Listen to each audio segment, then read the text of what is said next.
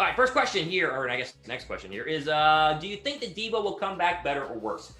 Listen, I'm not a doctor. I looked at this injury in terms of the Jones fracture briefly. Many people say it's a short deal, a couple of months. He's going to be good to go. He had his surgery today. I've also read that it can linger, that it can be a lingering injury that, if you don't get it fixed the right way the first time or you don't rehab it the right way, it can linger throughout the season. So if he does everything right, which rest assured, they're going to try and do everything right. It's not like Deebo Samuel's going to go against his, physical therapist or a surgeon, thought process over there overall. I think he's going to be okay. But there is a possibility, especially with a foot injury, that it could linger and be worse and make him worse than what he was his rookie year. This is not a career thing where he's going to get injured and then he's never going to be the same, but it could be a scenario where 2020 he looks a little bit slow, a little less explosive, a little ginger on that foot until he can actually let it fully heal all the way. The worst thing you can do right now with Deebo Samuel is rush him back, which is why they said early part of the season. That way you're not putting week 1 as a time frame, you're not putting week 4 as a time frame.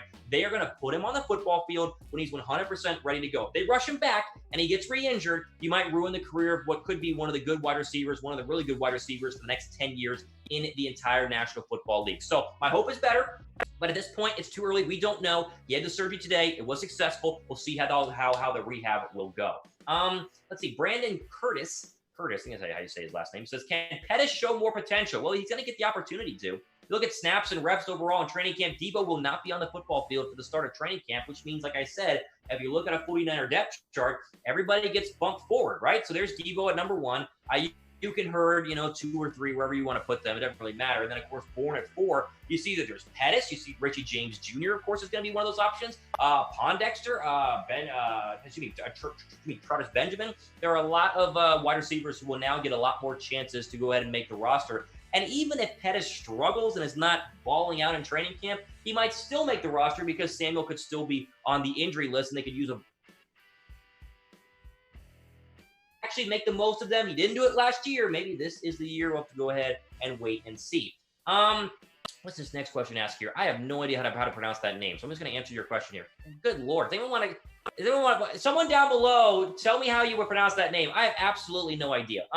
Would Jimmy G restructure his contract to help the 49ers sign Kittle? Asking your star quarterback to restructure his contract is always a tricky thing because you've got to make sure that you're not making him take way less to sign another player. Jimmy Garoppolo signed the contract that he has right now for a reason. His agent was able to make it happen, which means that's what he's going to play on. Very rarely do NFL players go, okay, listen, I know you were going to give me this much money, but I'm going to take way less because I love George Kittle. It's not how the business works, right? Like if you had a really good friend that you were working with and they were going to make you take a massive pay cut to keep him, would you still do it, right? That's a tough decision overall. Some would say, oh, for sure, my boy Will is awesome. Some would say, screw Will. I want to keep my money. It doesn't matter overall. So will they try and restructure his contract? Maybe. But at the same time, he signed that way for a reason. If they can restructure it the right way to where they convert stuff to bonus money and keep him with the same money that he had, then sure. But I don't see any restructuring happening anytime soon. I think Kittle just has to take less money overall instead of the ridiculous $20 million he wants, which is way too much. Here's a question about Jimmy Garoppolo. How about this one? Will Jimmy G throw for 25 plus touchdowns in 2020? What do you think? Yes, he'll throw plus 25, so 25 or more. Or no, he'll throw less than 25. If he throws less than 25, it's not going to be a good year. He's got to throw at least 25, in my opinion. I think I predicted, what did I predict on that last show? It was like a week ago. I think I predicted like 27 touchdowns for Jimmy Garoppolo, 27 touchdowns, 12 interceptions. Sounds about right. Yes or no? Let me know what you guys think down below in the comment section. Obviously, hashtag 49ers. Get your questions in on the show right now as we're, of course, going live as we have been for the past 30 minutes. As Daniel, of course, has the next one here. I would cut some players so we can give George Kittle $17 million a year. Well, fancy you said that. I actually just had a cap cut video where I gave you 4 options on players you could cut to free up cap space. $17 million. Okay, so I said I wouldn't give him anything more than 15. But I guess if you said, well, what about 16? I'd be like, okay, 17. 17's a lot of money. Think about the best wide receivers in the National Football League. Julio's the highest paid. All right, so Julio Jones makes like $22 million a year. Up there is OBJ. Up there is DeAndre Hopkins. Up there is Michael Thomas. Is George Kittle as valuable as a wide receiver? A lot of people will say, yes, of course, Thomas. He's more valuable because he can block as well. Or is the tight end position not as valuable as a wide receiver spot because technically you can put in an average tight end and he will do very similar to what George Kittle is able to do. That's the debate right now. George Kittle is trying to say, hey, I'm as good, if not better, than wide receivers. And the 49ers are trying to say, hey, you're still a tight end, though. And that's tight ends max make $10 million a year right now. Ask Hunter Henry, who is the highest paid tight end in the NFL. Not get more than $15 million. And plus, what are you going to start doing? Cutting all your good players? I mentioned D forward, that's an option, but then you have a hole there at right defensive end. So cutting good players could hurt you in the long run. 17 is a lot of money overall. All right, be sure to subscribe to the 49ers Report. As you guys know, we always ask, click the red subscribe button down below. And also click the notification bell right now, okay? I'm going to pause. You're going to click the notification bell for me. I'm going to pause. We're going to do, okay? Hang on. There you go. Did you click it? Did you do it? I can't tell if you did or not, but hopefully you did. Click the notification bell down below. That way you guys are notified whenever we jump on here for our live videos, for our news, for our rumors, as we do all that stuff here basically on a daily basis here at Chat Sports. Subscribe down below. If you love the Bang Bang Niner gang, then go ahead and click the red subscribe button and the notification bell at the same time. Other questions here. Oh, Brandon asked another one. Do you see Jimmy taking a step back without Sanders and Deebo?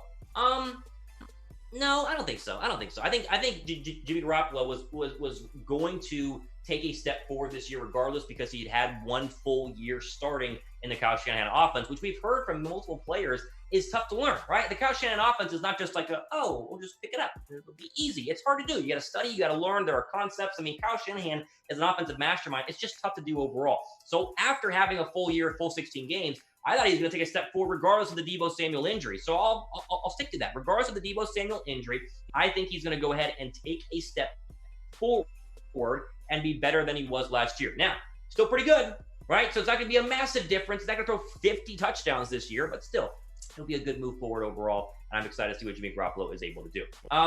Excuse me. Let's see. Mathis Gaming and Reviews asked, we trade for Keenan Allen or Marvin Jones, goes on the last year of their contract. So Keenan Allen, of course, the Charger, and Marvin Jones is, I think he's a Detroit Lion right now. Yeah, he's a Detroit Lion. Sure, I mean, yeah, I'm fine. But again, the Deebo Samuel injury is not a season-ending injury. So I think the 49ers are expecting it to be a scenario where he comes back week 2 or 3 or 4 or 5. Now, you have the NFL trade deadline right around week 8, which of course is when the 49ers made a move last year for Emmanuel Sanders. So that's where that would happen. So if they are struggling so bad through the first 8 games of the year, it's like they clearly, Aiyuk's not ready, Hurd struggling, Trent Taylor is bad, even though he's sworn he's going to be good, then maybe you go to the trade deadline and make a move for one of these 2 guys. But right now, it would just be a little too panicky to grab one of these guys. Because again, Deebo didn't tear his ACL. He just has a foot injury, which they fixed, and now he's going to have a couple of months of rehab and should be good to go for the start of the NFL season. What's also good to go are these masks right now. So if you pick up one of these masks, you can not only can look good and be safe at the same time, but you could also get an extra one and make your dad safe and look good as well. Chatsports.com/49ers mask is the place to go ahead and pick up your official 49ers protective mask for when